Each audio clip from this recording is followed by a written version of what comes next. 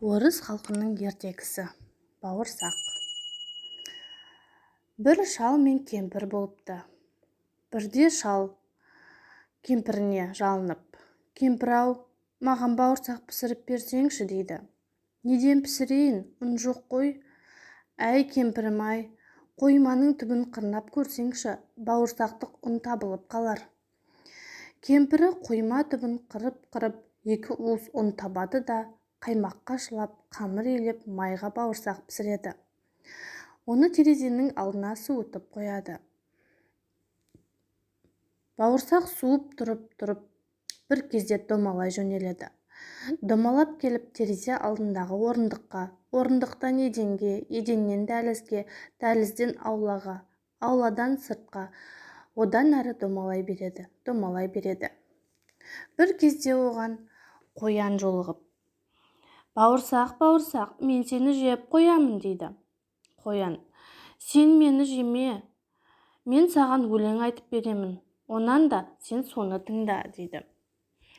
Әжей қойма қырнаған, 2 уыс ұн жинаған, бал қаймаққа шылаған, пісіріп маймен сылаған, суытып та сынаған, бауырсақпын зулаған, атайдан да құтылдым, әжейден де құтылдым, қоян сенен құтылу қиын емес бұл маған.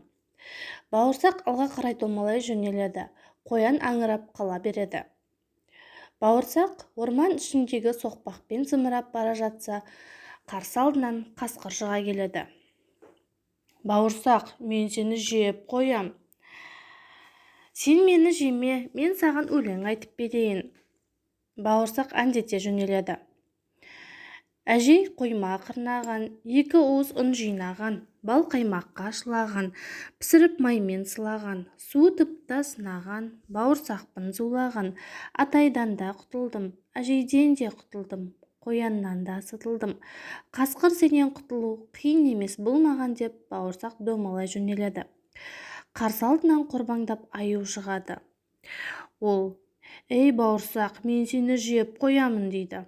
«Жоқ, сен мені жеме, мен саған өлең айтып берейін» деп жауап береді.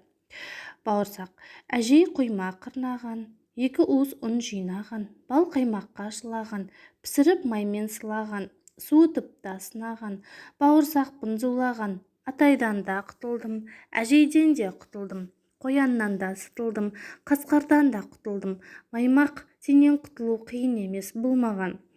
Бауырсақ домалай жөнеледі, аю оның ізінен үңіліп қала береді. Бауырсақ зымырап бара жатса, қарсы алдынан түлкі шыға келеді. «Амансың ба, бауырсақ? Көргендерге ұнайды, жүзің қызыл шырайлы». Бауырсақ мақтағанға мәз болып өлеңін айта бастайды. Түлкі болса құмарта тыңдаған боп, қыбырын білдірмей, бауырымен сырғып оған жақындай береді. Пісіріп маймен сылаған, суытып та сынаған, бауырсақпын зулаған, атайдан да құтылдым, әжейден де құтылдым, қояннан да сытылдым, қасқырдан да құтылдым, аюдан да сытылдым, түлкі сенен құтылу қиын емес бұл маған. Әдемі өлең екен дейді түлкі. Айналайын-ай, қартайған шағым ғой, құлағымның мүкісі бар. Қане, менің мына тұмсығыма шық та өлеңді тағы бір шырқап берші дейді. Бауырсақ өлеңін мақтағанға мәз болып түлкінің тұмсығына қарғып шығады да, әжей қойма қырнаған деп өлеңдете бастағанда, түлкі бауырсақты ап деп бір-ақ азапты.